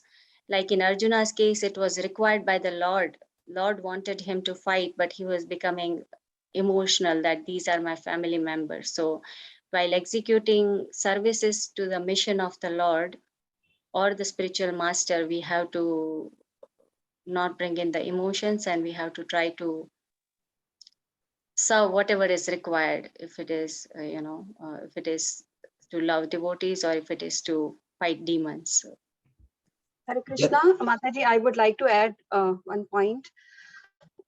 I'm the same team, Guru Maharaj, Okay. room one. So I want to give the example of Narada Muni and Mrigari, how he changed him from inside. So the purpose of this quote of Srila Prabhupada is to kill the demon inside, not the person. Like the bad qualities of that person should be killed. The same way as Narada Muni has changed Mrigari into a good person, and after that he became the devotee. Okay, yes, nice. We want to change the internal qualities. Yes, internal qualities. also, sometimes we might need to, like in Arjuna's case, he had to do real fight. So that was required by the Lord, right? So it. Yes, right. Of course, that was a different age. That was before the Kali Yuga. Yeah. But certainly it was true. Some very interesting points. You made a good examples. Very nice. I liked your points about being too extreme about things. You know that okay, kill everyone. And you give the example about the son of Maharaj Parikshit, Janmanjaya, is it? He wanted to kill all the snakes. And what was the other example you gave like that? Dhruv Maharaj Dhruva Maharaj with the Yakshas, fighting the Yakshas. When his brother was killed, then he fought against so many Yakshas and killed so many Yakshas. And so Lord Brahma came and reprimanded him and said, you know, all this violence, not necessary. Yes, we should be careful about going to extremes, right? And too much prejudiced about things, being over prejudiced, again, in favor of something or against something else, we become fanatical. And so we have to be cautious about these things. But at the same time, Prabhupada is making the point that there are these two classes of people. There's the demon and there's the devotees. So the Lord comes, he wants to protect the devotees. So we should also think like that. We should also want to give protection and encouragement to devotees. And that we have to be cautious about the demons. Be prepared to kill the demons, right? Well, we want to kill the demonic element in people. As you said, the internal nature, to kill the demonic nature in people. That is right, not the person, but the demonic mentality which is there. We want to change that. So if a devotee is able to do that, that's a very wonderful achievement. We have the example how Lord Nityananda was merciful to Jagai and Madhai. Before they had been very demoniac, but they changed by the mercy of the devotee. So devotees, we do want to be able to recognize who's the devotee and who's the demon. We know on the Madhyama Adhikari level, you have to distinguish between the devotee and the demon. And generally, we'll give mercy to the innocent people. We will associate with the devotees and offer our worship to the Supreme Lord. But for those who are demons, who are atheistic and antagonistic and offensive, we just avoid them. We just ignore them. So it's just like killing them. We just ignore them, kill them mentally, just ignore them, keep away from them, right? We keep away, out of their way. We don't want to agitate them anymore, because if we try to do anything, they'll just become more offensive. They'll just make more of a disturbance. So we do want to be cautious about that, how to deal with the demons. Also, Maharaj, sometimes we should be able to answer logically from the scriptures so that, they are defeated in a logical way. If they are blaspheming against the Lord and the devotees, then the problem is, if they're really demons, they won't accept your argument. Right. They won't accept. People generally in the Kali Yuga, they won't admit they're wrong. Unless you're really a very special, empowered preacher, we won't be able to change their minds. It's unlikely because they're very demonic. So even though we may present arguments, they will just be offensive, and they will just criticize more, become more offensive. So we have to be cautious about who we do try to preach to. We don't mind preaching to the innocent, but where people are really offensive and demoniac, then better we just ignore them. That is a Majjhima Adhikari. Okay. Yeah. Thank you, Maharaj. Are there any more comments or questions on this? Yes, Maharaj, there are few devotees has raised the hand, so I think. Okay, yeah, let's hear from them. Reference to first them. So Kavidas Prabhu, please go ahead. Thank you, Prabhu. Thank you, Maharaj. I'll just highlight a few points in terms of the point that we're discussing now. So multiple ways it can be misused. People in Hinduism, they misuse in different way. The politicians, if they don't get any political benefits, they also misuse. And people from other religion, they also misuse. But the point is that all of these people are going to take the literal meaning. They cannot think any other way. They're going to take literal meaning. As a result of that, it's going to be spreading negativity about ISKCON, spreading hatred within Hinduism. They even compare us with the extremists, right?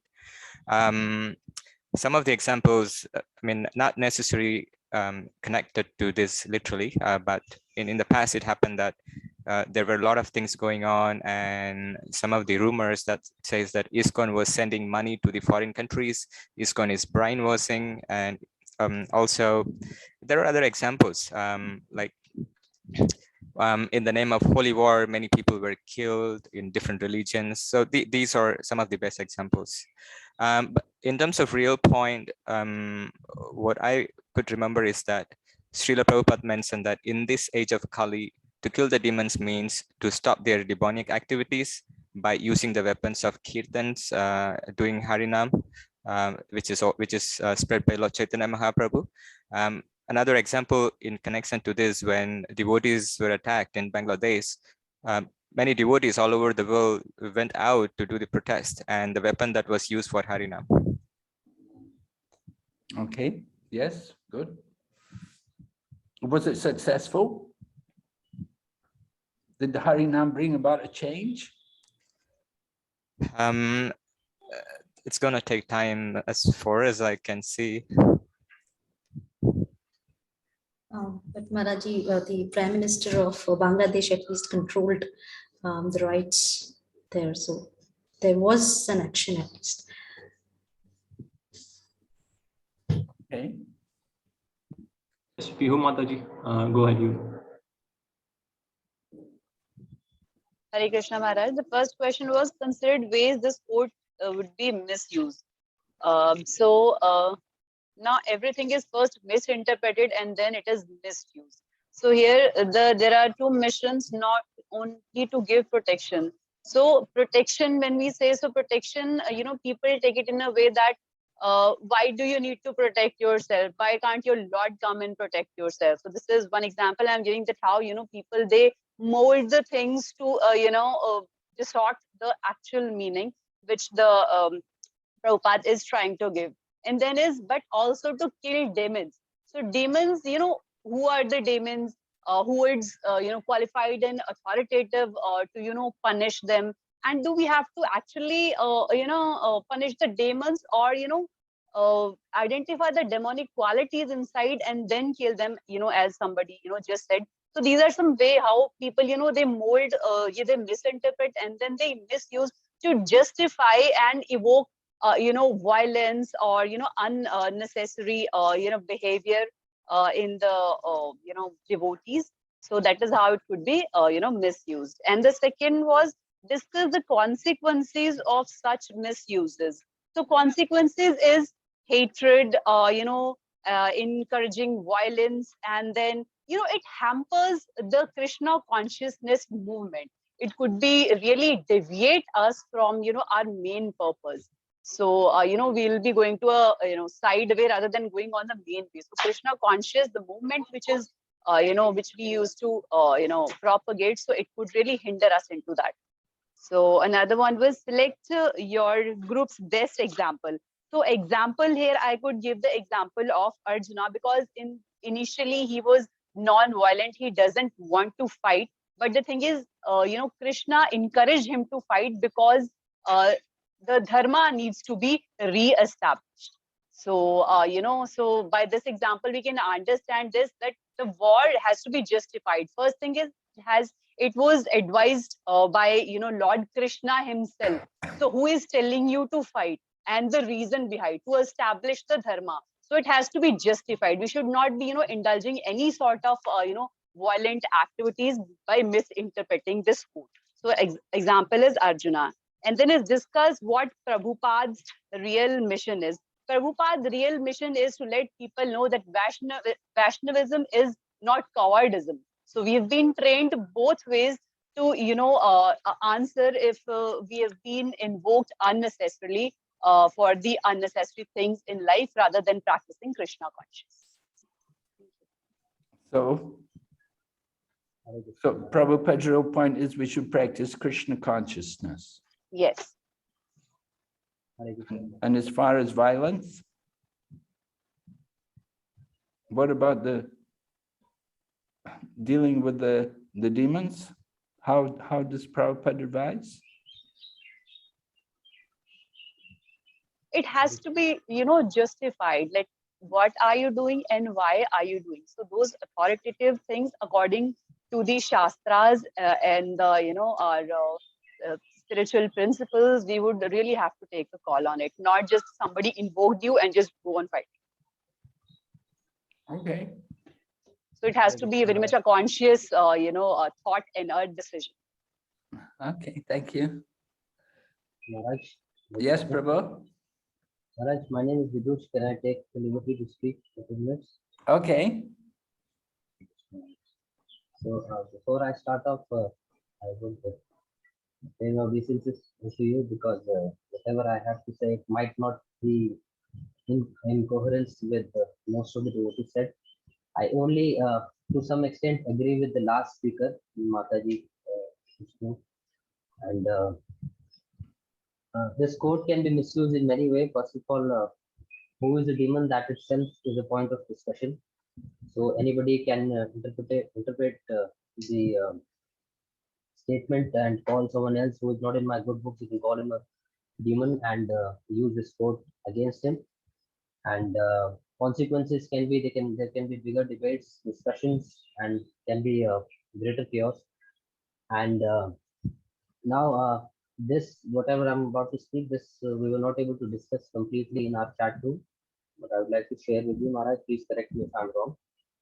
The example is a bit crude and gross. Let's suppose there are 10,000 demons heading towards our campus right now, who are ready to burn down the temple, kill women, rape them.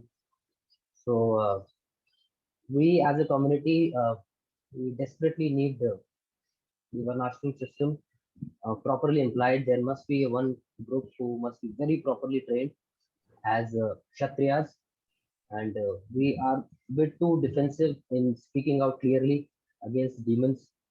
And we must have a particular group as I would like to quote one instance, whatever happened in Mumbai, also in Bombay at the time, in Prabhupada's time. There were a couple of demons who headed towards our campus, and devotees did pick up sticks and push them away. So we should be bold enough and very clear. There must be a proper system which clearly highlights these are the group of people who are demons, and if at all there is a need, then we should be open and very clear and we should be able to pick up weapons if required. The crude example that I just gave, and let's suppose there are 10,000 people heading towards the campus, they're ready to kill devotees and rape women and all. We should be very clear and open about this. That this is the time when we need to pick up weapons, and we must pick up weapons. That kind of non-violence is not a dharma. That kind of violence is not a dharma. So I personally feel that we as a community, we are trained to be a bit too defensive.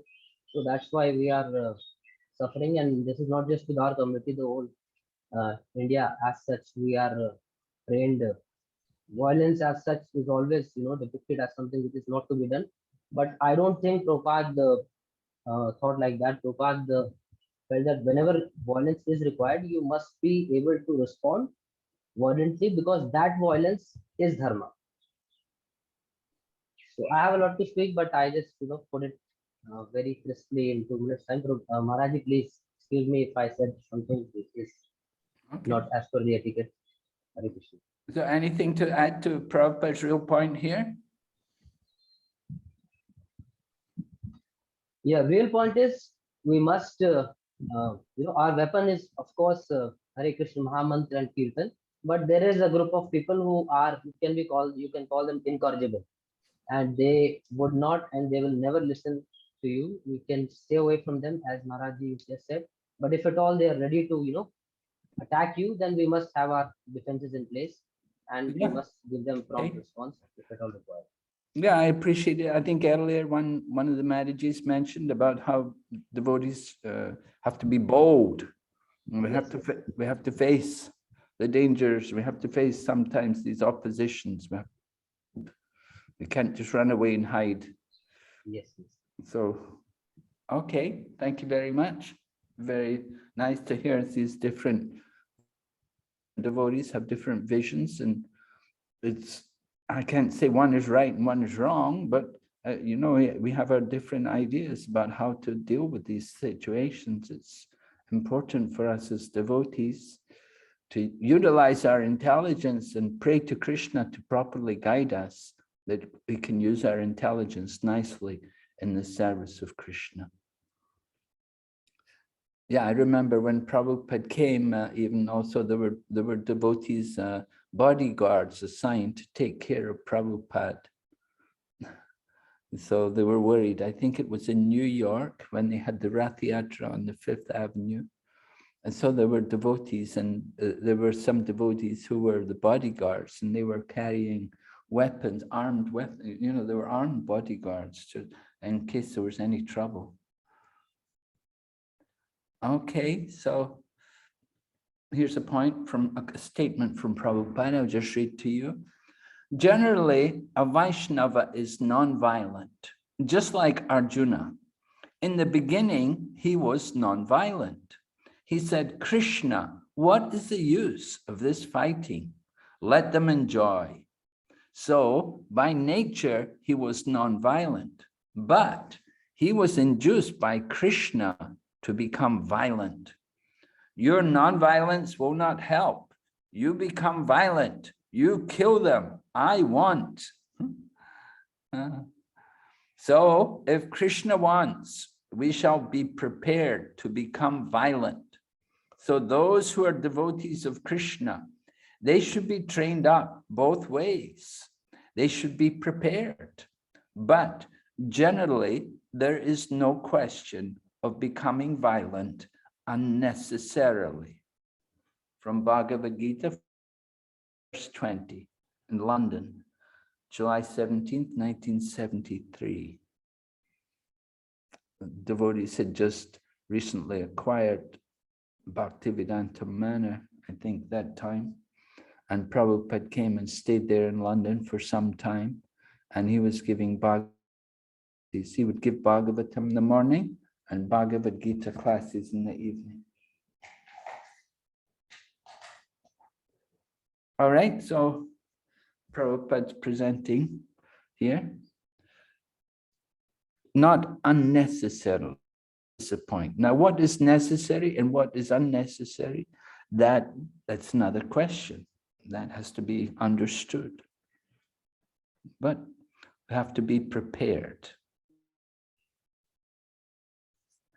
So this is all the question of academic integrity, which is one of the topics which is brought up in the course of study of Prabhupada's scriptures.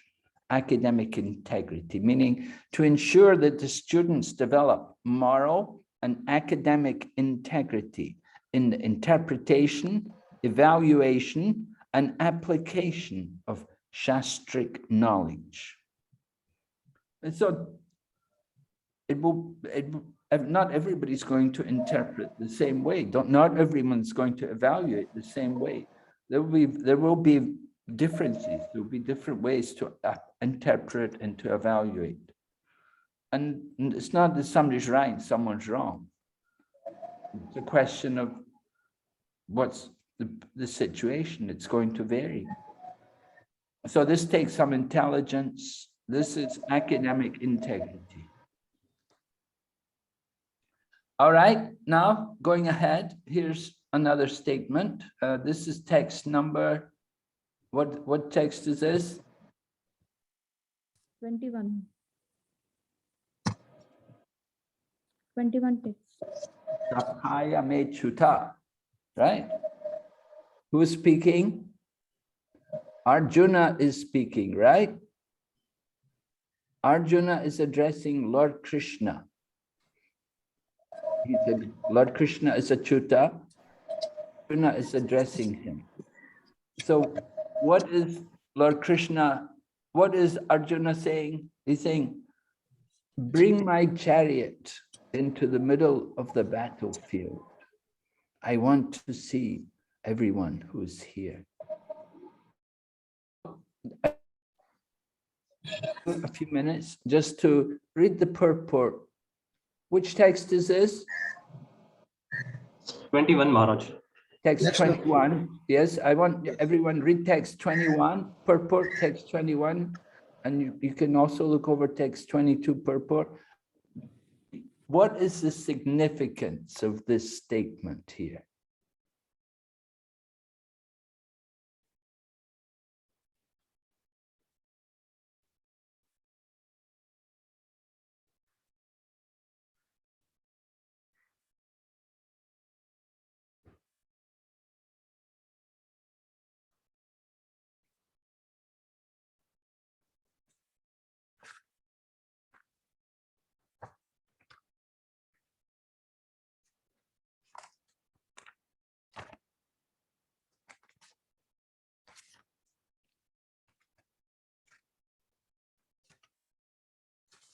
Yes.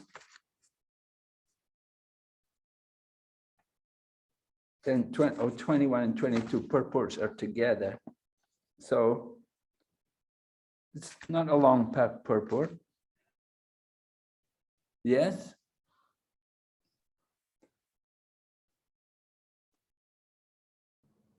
Hare Krishna Maharaj. Yes, Maliji. Here, Prabhupada states a relationship between the Lord and his devotee is very sweet and transcendental. All right. The relationship between the Lord and his devotee is transcendental. Yes. So the Lord doesn't hesitate to serve even his devotees out of affection. The Lord hesitates. Never hesitates. He never hesitates to serve his devotees. So he is addressed as Achyuta. Okay. The Lord's the Lord accepts the instruction of his devotee. Yes. Someone else would like to elaborate more on this? Yes, Pio Mataji, go ahead. The significance of Arjuna speaking in this way? Arjuna is speaking to Shri Krishna in this way because till now, he is, in the relationship with Krishna, he is, addressing him like a friend. So as a friend, he just said, Lord Krishna to, get his chariot to the midst of the army so that he can see that who all are assembled to fight with him. So here we can see that Sri Krishna, he takes a different sort of pleasure in, if he gets a chance to serve the truest of devotees, he doesn't take a back.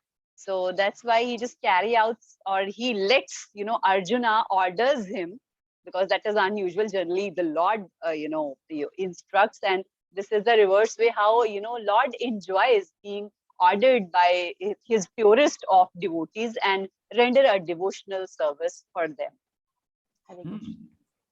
Yes, right. Remember, Lord Krishna is the Supreme Lord, right? We say Ishvara Parama Krishna. He is the Supreme Ishvara, but he's coming onto the battlefield as a charioteer, chariot driver for Arjuna. And here is Arjuna telling Krishna, giving him orders. So the Lord becomes controlled by his devotees, like Arjuna. And in a nectar of devotion, if you study the nectar of devotion, the characteristics of pure devotion are described. And one of the qualities on the higher level, on the highest level of pure devotion, is that it's rarely achieved. And then Prabhupada elaborates why it's rarely achieved. He said, because Krishna becomes controlled by his pure devotees. And here we see Arjuna controlling Krishna. Bring my chariot, put my chariot in the middle, Achyuta, you're unconquerable. And Krishna is being ordered by Arjuna. So it appears almost contradictory. You're calling him Achyuta and you're telling him what to do. Can you think, yes? Can you think of some more examples where Krishna is controlled by his devotees? Yes, here Lord is addressed as Rishikesha, although Lord controls all the senses of everyone, all living entities, but here he is controlled by Arjuna, like he has to serve Arjuna in that way. Okay. Yes. And he knows the mind of Arjuna also, because he is Rishikesha. What he wants to see, his near dear ones. So he was knowing that, why he's telling this. Okay. Yes, some more examples about Krishna being controlled by his devotees. Krishna Maharaj. Mukesh Prabhu. Prabhu, please raise your hand and then speak. Yes. Maharaj, one very prominent example is Damodar Leela, where Mother Yashoda is tying up Krishna, and he's completely independent to not get tied up, but because of the hard effort of Mother Yashoda, he allows her to tie her up to that mortar. Okay, yes, right. That's a common one. Yes, Mother Yashoda, Lord Krishna. And one more? Yes, Rajan Prabhu. One more often given, an example of Krishna becoming the Maharaj Yudhisthira, right? So in this way, Krishna becomes obliged to his pure devotees. He becomes their servant. And so Prabhupada writes, Krishna is cautious about giving himself to everyone. He rarely awards pure devotional service. But that the pure devotees are more merciful than Krishna. Devotion.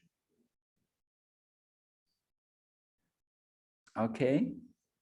So this Maharaj, one more example, when Sudama went to Lord Shri Krishna's palace, that time he washed, he was so he washed Sudama's feet.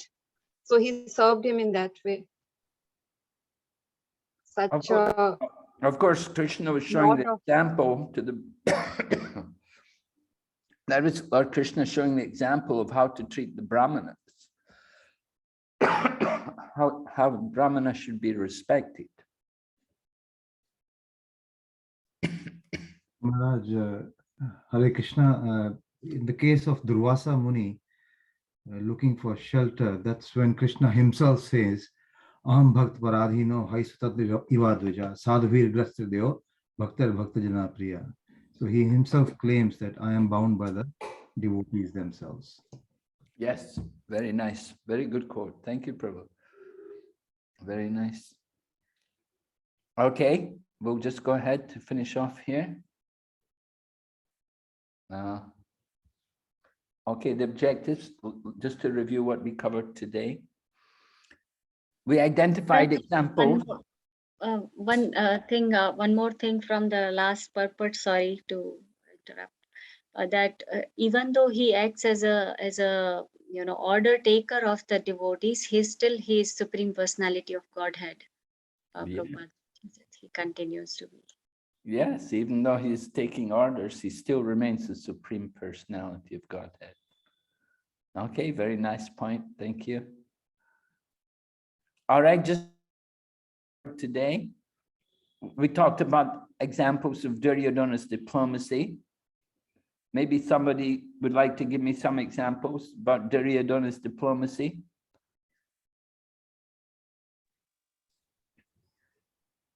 Anyone remember any examples? How did Duryodhana show his diplomacy? Yes, Archana Mataji. Okay. Hare Krishna Maharaj, when he addressed Dronacharya before Bhishma Pitama, he was showing his diplomacy because he is Brahman, but he wants to, he is Brahman, and then he addressed him before Bhishma Pitama. Okay. And yes, that's one. Yes, that's one. Any others? Yes, Ramani Pangavidya Mataji.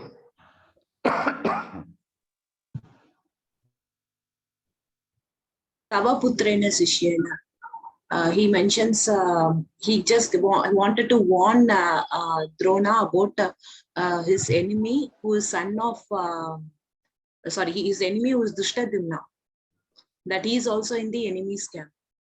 He shows his diplomacy in that way, Maharaj. Yes, he was warning to Drona, right? That this child is born to kill you. Is that the point? Yeah? Yes, Maharaj, yes, Maharaj. Okay. One more? Yeah, Duryodhana is addressing Krishna as Madhava, wife of the husband of Lakshmi, and the Divya Sangam, and the celestial weapon of Arjuna, chariot from Agni, and Kabidwaja. These are not mentioned by Duryodhana. That's nothing to do with Duryodhana's diplomacy. Yes, Biswas Prabhu, go ahead. Maharaj, Duryodhana was referring to whom, against whom they have to fight. Kauravas have to fight. Like on the opposite side, there is Arjuna, the holder of Gandiva bow, and he also reminded them about the vows of Bhima. Okay. Those were mentioned, the strengths of the Pandavas. Okay. Lavanya Mataji. Hare Krishna, Prabhu. Hare. Go ahead, Manaji.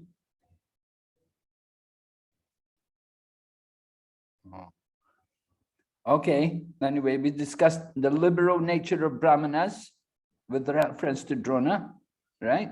We heard about that Drona accepted Drishtadyumna, although he is going to kill him. That's the liberal nature of Brahmanas. Then the relevance of Arjuna and his flag with Hanuman. What's the relevance? Yes, Piyu Mataji. He is following the footstep of previous acharyas, because Lord Hanumana, he has, helped Lord Rama. So same way, Arjuna is asking for help from the previous acharyas, that is Hanumanji, to be victorious in this fight. So Kapil Dhwaja is there. All right. Yes. Good. And just now we discussed the significance of Arjuna ordering Krishna. That Krishna comes under the control of his pure devotees. He's a servant of his devotees. Also spoke about academic integrity, the consequences of misapplying Prabhupada's statement regarding Vaishnavas and violence. We do want to properly apply Prabhupada's statement, and we have to be careful according to the proper circumstances where it is necessary. That certain occasions, sometimes violence will be required. We have to be cautious. Mode and mission. In the beginning, we did speak about Prabhupada's mode and mission revealed in the preface.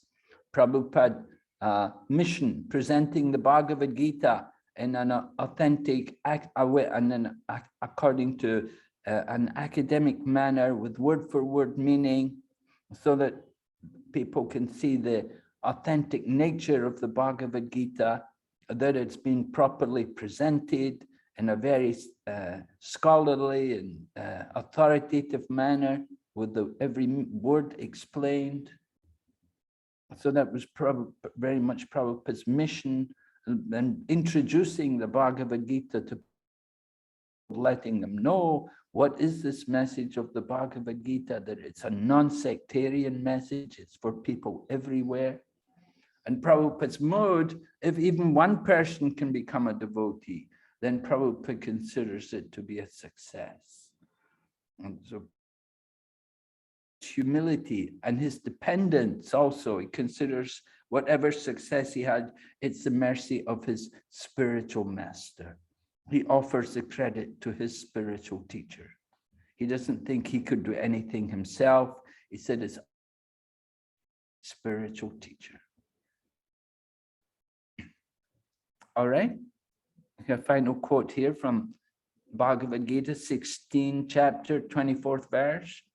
If one understands Krishna from the Bhagavad Gita and becomes situated in Krishna consciousness, engaged in devotional service, he has reached the highest perfection of knowledge offered by the Vedic literature. If one adopts the enunciated in Bhagavad Gita, he can make his life perfect and make a permanent solution to all the problems of life. This is the sum and substance of the entire Bhagavad Gita. Srila Prabhupada ki jai. Okay, any questions before we finish off? Anybody has any questions? Yes, Prahlad. Hare Krishna, Maharaj, please accept my humble obeisances. All glories to Srila Prabhupada. In one of the slides, it was written that Arjuna, in relation to the flag of, Hanuman's flag, his mood was, he was asking Hanuman for help because Hanuman had fought Lord, just like how Hanuman had assisted the Lord previously. Arjuna is asking Hanuman to help him assist the Supreme Lord again. So my question is, if Arjuna thought Lord Krishna to be his friend, then why did he, in his mind, why was he thinking as Lord Krishna as the Supreme Lord? So it's a little confusing. I thought that Arjuna was not yet aware that Lord Krishna was actually the Supreme Lord. Where, first of all, in the beginning, we see Krishna or Arjuna ordering Krishna to bring the chariot into position. So where is it that Arjuna is ordering, that Arjuna is seeing Krishna as the Supreme Lord? No, I said that Arjuna did not see Krishna as the Supreme Lord, but in the part where Arjuna is asking Hanuman for help, he refers to Krishna as the Lord. So that means, that was Prabhupada saying, Arjuna's thinking, that Prabhupada was just saying that Arjuna put Hanuman on the flag, and he's praying to Hanuman that as you fought for Lord, let me also fight under the directions of Lord Krishna. Or it doesn't have to be Lord Krishna, it could simply be under the direction of the Supreme Lord. Okay, Maharaj, thank you very much. it doesn't have to be doesn't have to be Lord Krishna.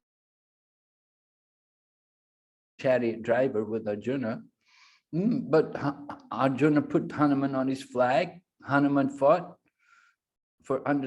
fighting on behalf of Lord Rama, and so also wants to fight. He's fighting on behalf of, in the name of religion, on behalf of Dharma. Of course, we see throughout the Bhagavad Gita, we see Arjuna also addressing, in a few verses we'll hear Arjuna addresses Lord Madhusudana, the killer of the demon Madhu. And so it indicates that Arjuna was also aware that Krishna is the Supreme Lord, that in the past he killed the demon Madhu. Otherwise, how could he Sudan? He killed the demon Madhu. He must have been the Supreme Lord. But Arjuna is also enjoying this friendship with Lord Krishna. They have this ras. So sometimes there's the covering of Yoga Maya, and Arjuna simply sees Arjuna as his friend. Arjuna simply sees Krishna as his friend. Other times he will see him as the Lord. Krishna shows the universal form, and Arjuna then regrets, oh, I've treated you with contempt. I've been over familiar with you. So the situation is going to vary. Thank you very much, Maharaj. Okay. Yes, Nityalila Madhavi. Yeah, Hare Krishna Maharaj. So just one question. What does academic integrity mean? Academic integrity. Well, we gave the meaning there. We want to understand everything in the proper manner. We want to evaluate the meaning of the statement.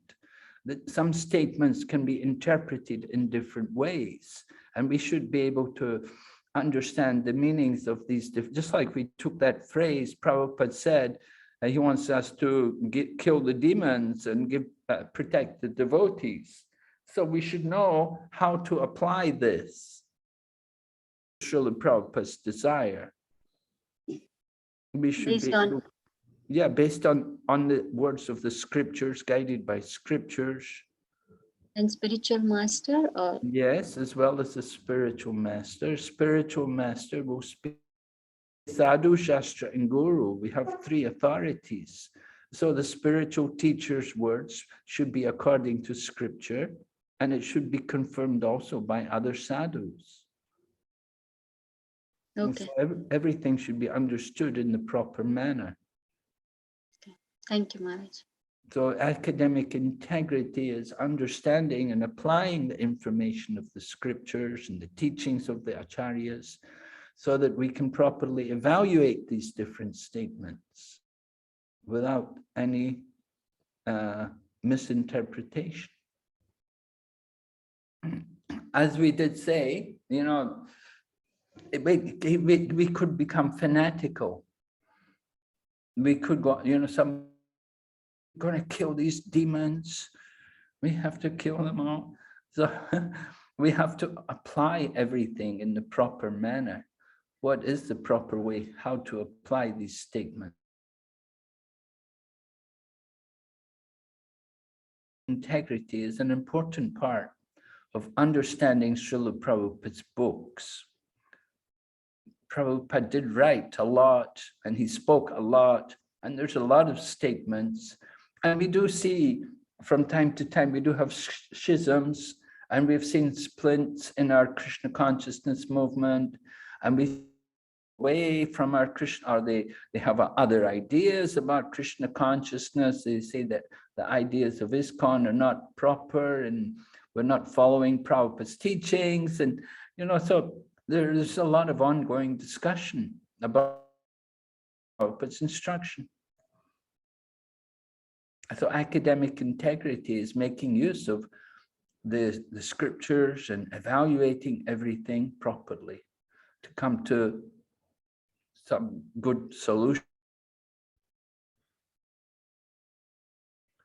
Yeah. Yes, Maharaj.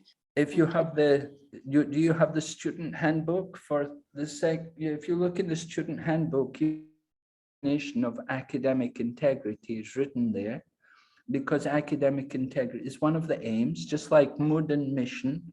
So academic integrity is also one of the aims of our course study. So from time to time, there will be other exercises where we have to apply the principles of academic integrity and understand everything in the proper manner, guided by scriptures and the teachings and messages of the previous acharyas. Okay, Maharaj, I'll look it up and see if next time I have any question. So yeah. Okay. Yeah. Thank you. Hare Krishna. Hare Krishna.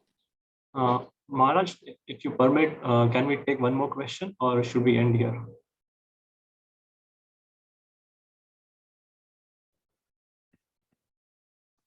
Yes. Somebody else has a question? Is it Prahlad? Yes, Maharaj. Hare Krishna, Maharaj. Sorry, I just have one more question. So, Srila Prabhupada has, the title of our Bhagavad Gita as it is. And when we distribute these books to people, we tell them that this is the Bhagavad Gita, the original version, and nothing has been changed. But they ask us like, how do you know that? What is, how do you know that this Bhagavad Gita as it is? How do you know that other Bhagavad Gitas, aren't also the same? So how do we explain this to them, Maharaj? Yes. Explain that this Bhagavad Gita is being presented through the parampara, through the disciplic succession. The message of this Bhagavad Gita is strictly according to the instructions, the message of the previous acharyas, who all studied the Bhagavad Gita. And they also wrote their commentaries on the Bhagavad Gita, right? There were great acharyas, also wrote a commentary on the Bhagavad Gita, and Ramanujacharya, and then the people like Baladev, Jiva Goswami, Baladeva Vijayabhusan, Bhaktivinoda Thakur, Vishwanath Chakravarti Thakur, they all comment on Bhagavad Gita. So our Bhagavad Gita is presenting the conclusions which they also have. And you can see the result, that when the Bhagavad Gita is authorized, then the effect is that people become devotees and they take up devotional service. Other people, they write the Bhagavad Gita, nobody ever becomes a devotee. Takes up devotional service. No one ever surrenders to Krishna. And so the Bhagavad Gita doesn't have any real effect. But when you get the Bhagavad Gita as it is, then you get the effect. And the effect is that people will become devotees. They'll actually surrender to Krishna. And they'll start worshipping Krishna because they understand Krishna's position. And they understand their position and their relationship with Krishna. Thank you very much, Guru Maharaj. Hare Krishna. Hare Krishna. Okay, so we'll meet tomorrow. Same time. I hope I'll get here. Hopefully we can all get online at the proper time tomorrow and begin at 3 o'clock prompt. Hare Krishna. Thank you. Hare Krishna, Maharaj. Srila Prabhupada ki jai. Jai. His Holiness Bhakti Vigna Vinash Narasimha Maharaj ki jai. Jai. Hare Krishna. Hare Krishna. Dandavat pranam. Jai Srila Prabhupada.